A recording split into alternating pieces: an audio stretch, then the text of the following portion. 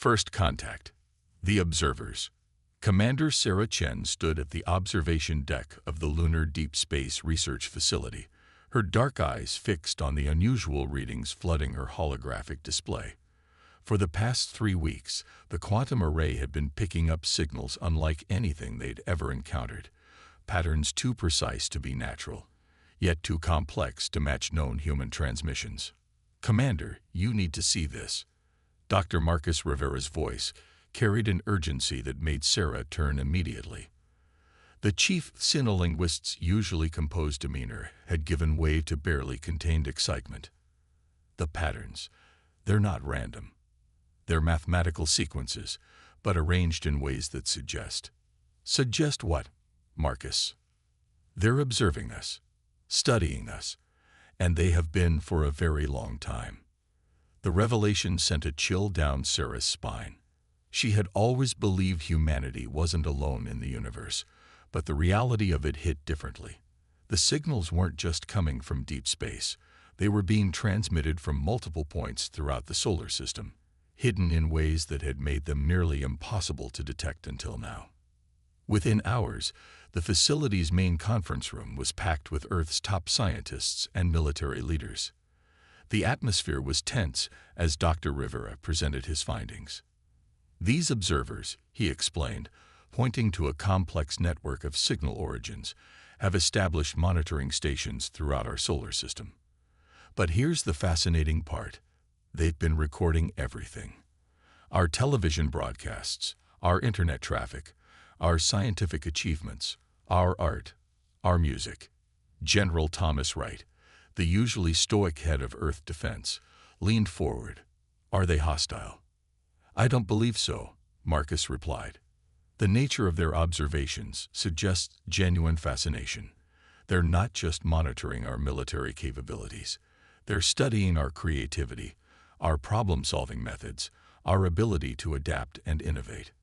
And now," he paused, bringing up a new set of readings, "now they want to talk." The decoded message was elegant in its simplicity. "Humanity, you have been watched because you are unique. We are the Astral Concordat, a federation of civilizations that spans this galaxy. We have studied countless species, but none like you. Your ways of thinking challenge everything we know about intellectual evolution. We wish to meet." The following days were a blur of preparation. The Concordat had chosen a location for first contact, a newly constructed facility in the Sahara Desert, built in secret by their automated systems over the past month. As Commander Chen led the human delegation toward the gleaming structure, she couldn't shake the feeling that humanity was about to step into something far bigger than they had imagined. The facility's doors opened to reveal beings that defied human expectation.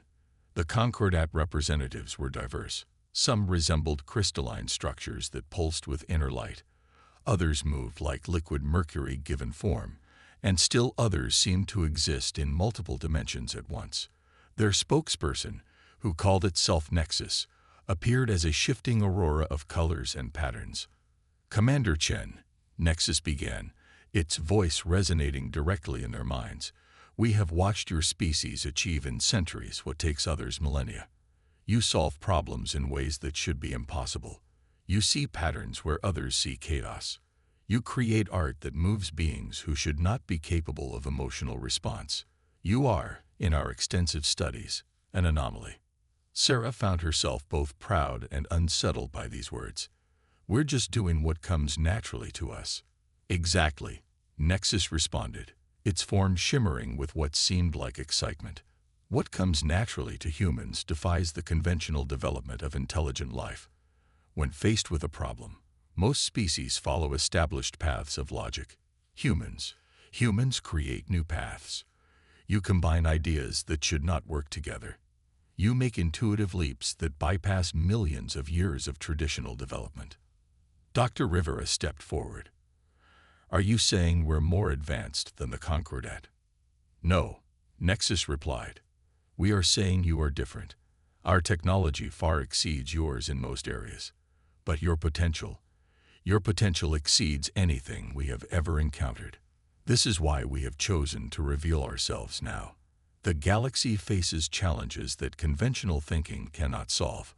We believe humanity's unique perspective might be the key to overcoming these challenges. As Sarah listened to Nexus explain the Concordat's proposal for cooperation, she realized this wasn't just first contact. It was recognition. Humanity's greatest strength wasn't their technology or their military might. It was their ability to think differently, to find unconventional solutions, to create and innovate in ways that even vastly advanced civilizations found remarkable. The meeting stretched into hours as both sides shared information and ideas. The Concordat revealed that they had been particularly fascinated by human fiction, by the ability to imagine countless possible futures and scenarios. This capacity for speculative thinking, combined with humanity's practical problem-solving abilities, made them unique in the galaxy. As the first day of contact drew to a close, Commander Chen stood with Nexus, watching the sunset paint the desert sky in brilliant colors. "Why now?" she asked. "Why choose this moment to reveal yourselves?" Nexus's form shifted to match the sunset's hues. "Because the galaxy needs you, Commander. There are problems emerging that all our conventional wisdom cannot solve. We believe humanity's chaos, your beautiful, unpredictable chaos, might be exactly what the universe needs right now." Sarah looked up at the darkening sky, where the first stars were becoming visible. Somewhere out there, challenges awaited that would require humanity's unique perspective. They had been studied and found not wanting, but exceptional. The future that awaited them would be unlike anything they had imagined, even in their wildest science fiction stories. The species that had spent its existence looking up at the stars was about to show the galaxy why being different, being unconventional, being human, might be the greatest gift they could offer to the universe. The challenge. 3 months after first contact, Commander Sarah Chen found herself aboard the Concordat vessel Eternal Dawn, watching a holographic display that showed the spread of devastation across dozens of alien worlds. The phenomenon they called the Void Plague defied conventional understanding. It wasn't just killing people, it was erasing them from existence, breaking down the very fabric of their being at a quantum level. 17 species affected so far, Nexus reported, its aurora-like form dimmed with concern.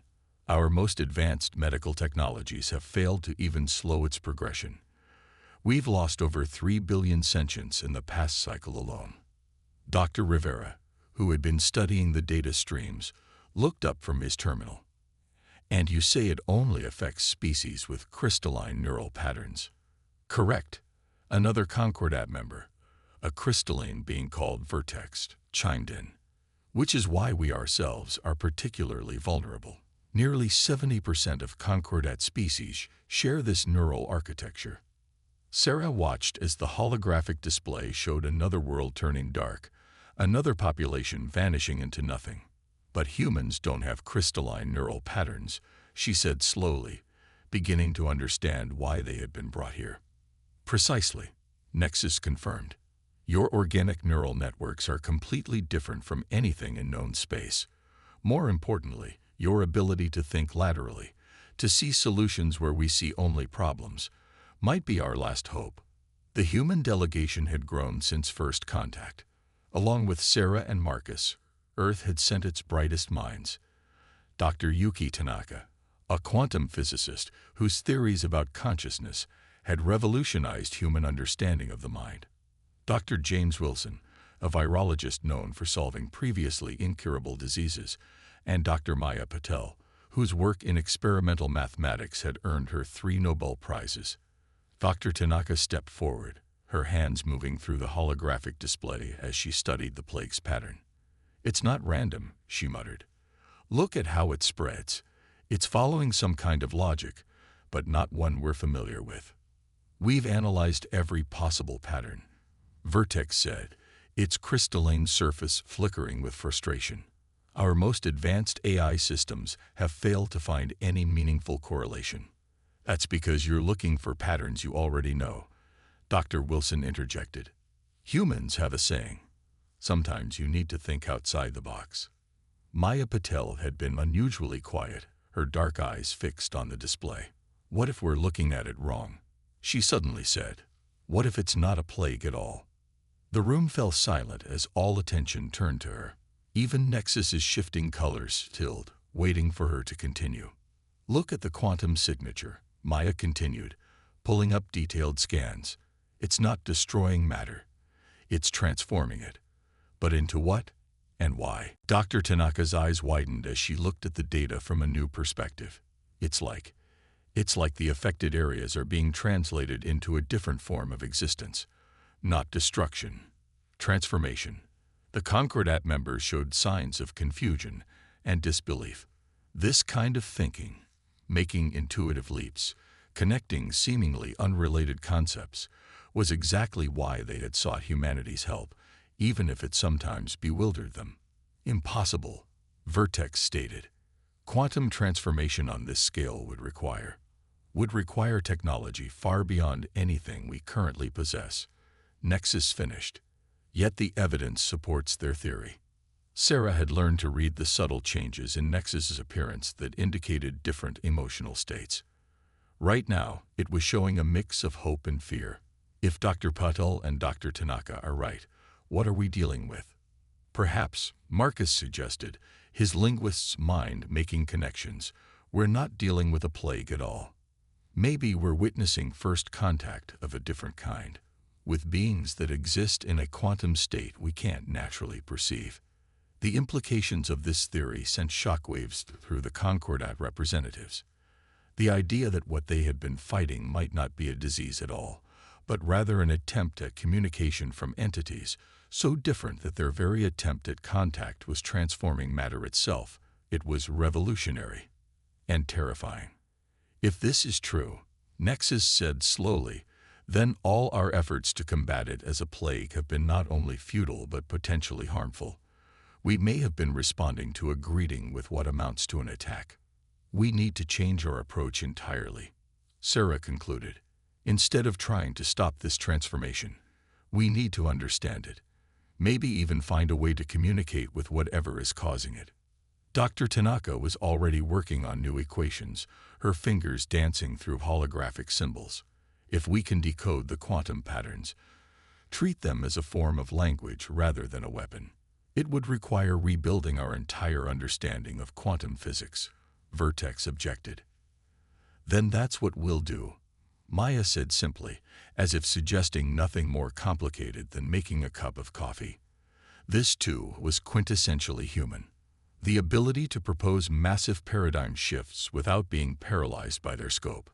As the human scientists began working on their radical new approach, Sarah caught Nexus observing them with what she had learned to recognize as amazement.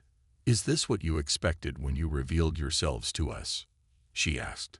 "Commander Chen," Nexus replied, its colors swirling with something like wonder. "We expected humans to think differently. But you don't just think differently.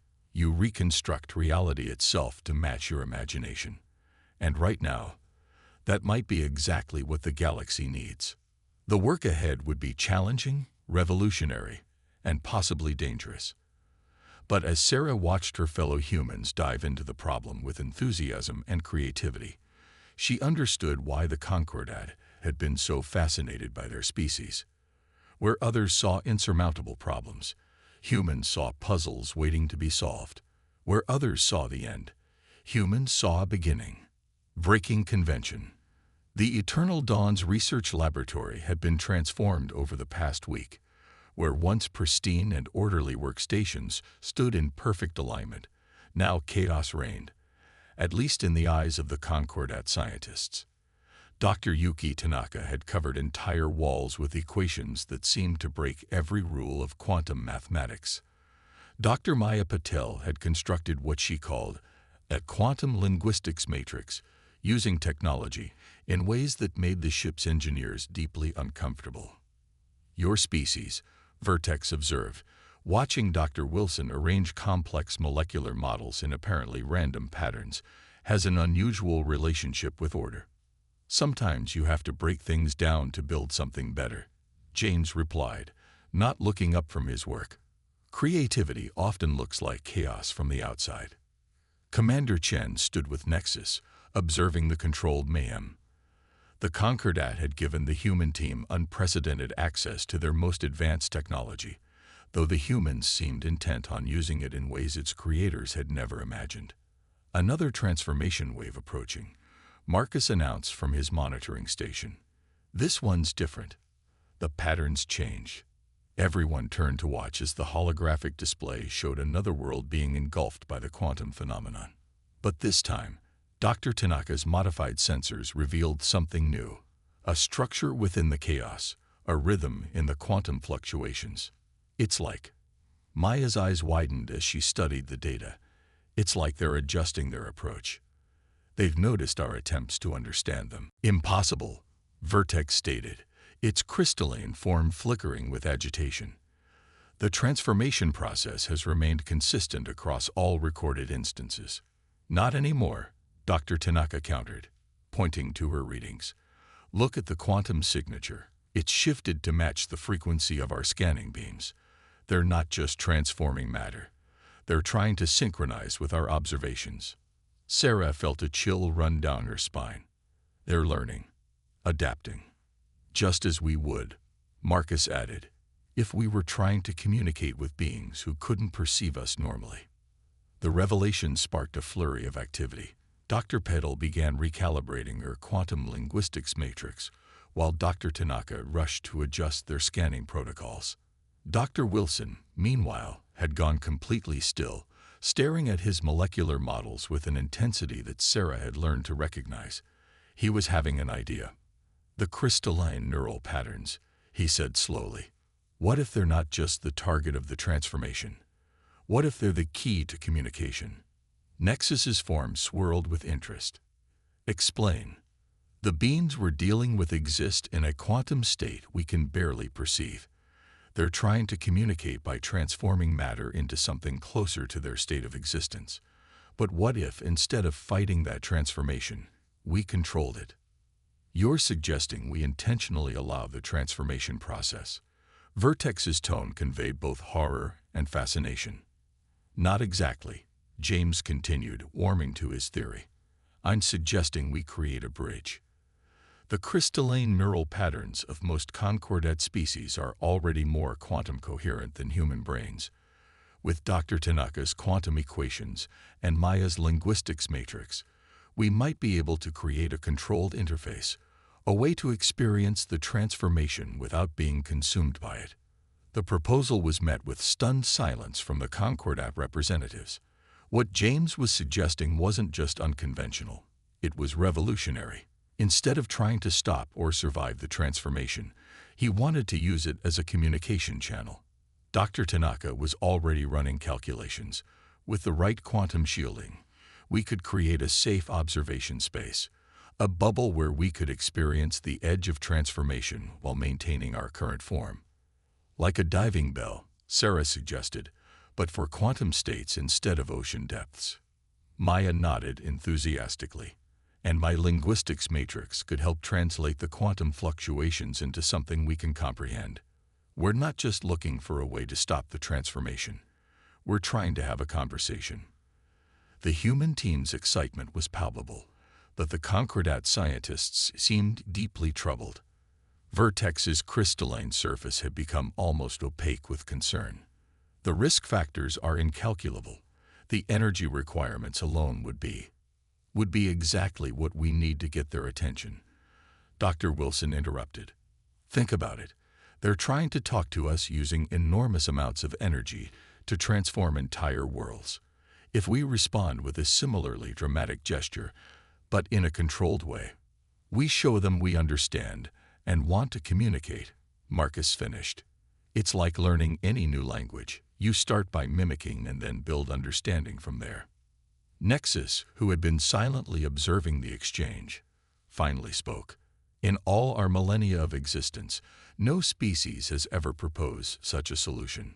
Most would consider it madness. Maybe that's why you needed us, Sarah said quietly. Sometimes the best solutions come from thinking in ways that seem mad at first. The aurora-like being's colors shifted in what Sarah had come to recognize as agreement. How long to prepare this? Quantum diving bell. The human team exchanged glances. With your technology and our modifications, Dr. Tanaka said, maybe 3 days. The real question is, who goes in? I will. James volunteered immediately. It was my idea, and I understand the biological implications better than anyone. Not alone. Sarah stepped forward. This is a first contact situation. As mission commander, I should be there. As the humans began planning their dangerous experiment, Nexus drew Sarah aside. You understand the risk, if your theory is wrong. We'll be transformed like the others. Sarah nodded. But if we're right, we might just prevent a war between dimensions and save billions of lives. Sometimes the biggest risks carry the biggest rewards. Looking around the chaotic laboratory, at humans and aliens working together to attempt something unprecedented in galactic history, Sarah felt a surge of pride. This was humanity at its best, facing the unknown with courage, creativity, and an unshakable determination to find a solution, no matter how impossible it seemed. The breakthrough. The quantum diving bell looked nothing like what its nautical namesake might suggest. The sphere of shimmering energy that occupied the center of the Eternal Dawn's main research bay pulsed with colors that seemed to exist somewhere between reality and imagination. Dr. Yuki Tanaka stood at the control interface, her fingers dancing across holographic controls as she made final adjustments. Neural interface systems online, she reported, her voice steady despite the tension in the room. Quantum shielding at maximum capacity. Maya's translation matrix is functioning within expected parameters. Commander Sarah Chen and Dr. James Wilson stood ready in their modified environmental suits, designed to maintain their physical integrity during the transformation interface. The suits incorporated crystalline neural enhancers, a human innovation that had made the Concordate engineers deeply uncomfortable. Remember, Maya called from her station, the translation matrix will try to convert quantum state fluctuations into comprehensible sensory input. Whatever you experience in there, it might not make conventional sense. When has anything about this mission made conventional sense? Sarah replied with a slight smile. She turned to Nexus, who hovered nearby. How's the evacuation of the target area proceeding? The aurora-like being's colors shifted in what Sarah had learned to recognize as satisfaction. The settlement on Meridian Prime has been fully evacuated. If your theory proves incorrect, at least no lives will be lost in the attempt. And if we're right, James added, checking his suit's systems one final time, we might just open up communication with an entirely new form of life. Dr. Rivera, who had been quietly observing from his linguistic station, spoke up. The quantum patterns are intensifying in the target area. If we're going to do this, it needs to be now. Sarah took a deep breath, squaring her shoulders. Start the sequence. The diving bell's energy field intensified, creating what Dr. Tanaka had described as a quantum gradient, a controlled space where normal reality could interface with the transformed state they'd been observing. Sarah and James stepped into the sphere. The sensation was indescribable. Sarah felt as though her consciousness was being gently pulled apart, examined, and reassembled with new understanding. Colors became thoughts, sounds became patterns of existence, and the very concept of physical form seemed like a quaint limitation. Are you experiencing this? She managed to ask James, though she wasn't sure if she was using words or some more fundamental form of communication. It's incredible, his response came, more a ripple in the quantum field than a sound. The transformation, it's not destruction at all. It's transcendence. Their enhanced neural patterns, bridged by the crystalline interfaces, began to detect presences around them, vast, curious intelligences that existed in states of being that made ordinary spacetime seem restrictive. They're here, Sarah announced, her words translated by Maya's matrix for the benefit of those outside. They're trying to show us something. The intelligences, the entities they had mistaken for a plague, began sharing concepts that defied ordinary translation. Through the quantum linguistics matrix, the human team, and their Concordat allies started to understand. These beings, who came to be known as the Quantum Collective, existed in a state of pure information and energy. They had discovered the Concordat species and, fascinated by their crystalline neural patterns, had attempted to initiate contact by offering them a chance to experience their state of existence. Their plague had been an invitation to evolution, but their method of communication had been catastrophically misunderstood. They never meant to harm anyone, James realized, the understanding flowing through his enhanced neural patterns. They were offering a gift, a chance to experience existence as they do. Through the translation matrix, Sarah managed to convey humanity's role and the fear their actions had caused. The response was immediate and profound. The Quantum Collective began modifying their approach, working with the human team to establish safer methods of communication and exchange. Hours passed as the two humans, acting as bridges between three vastly different forms of life, helped establish the foundations of understanding.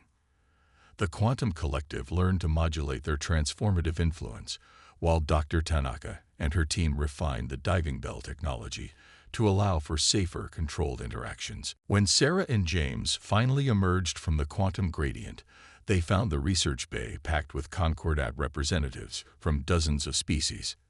Nexus's form was practically blazing with excitement. "You've done it," the alien said, its color shifting rapidly. "You've established genuine communication with beings we couldn't even properly perceive. More than that, you've shown us a completely new way of approaching first contact situations." Dr. Tanaka's readings confirmed what they all hoped. The transformation waves had stopped. Instead, the Quantum Collective was establishing controlled contact points using modified versions of the diving bell technology, allowing for safe, voluntary interaction between different states of existence. "It's remarkable," Vertex admitted, its crystalline form reflecting the diving bell's pulsing energies. "When faced with what we thought was an existential threat, your species didn't just find a solution. You found a way to turn it into an opportunity for growth and understanding." Maya was already working on refining the translation matrix, incorporating what they had learned. "Think about the possibilities," she said excitedly. "We've not just prevented a crisis. We've opened up communication with an entirely new form of life. The scientific and philosophical implications are enormous." "That's humanity for you," Marcus commented with a smile. "Give us an impossible problem, and we'll not only solve it, we'll probably make some friends in the process." Sarah watched as human and Concordat scientists began discussing modifications to the diving bell technology, while the quantum translation matrix displayed the curious, friendly presence of their new allies in the Quantum Collective. They had taken a situation that seemed hopeless and transformed it into something revolutionary, not through superior technology or knowledge, but through their uniquely human ability to think beyond conventional limitations and see possibilities where others saw only threats. New horizons.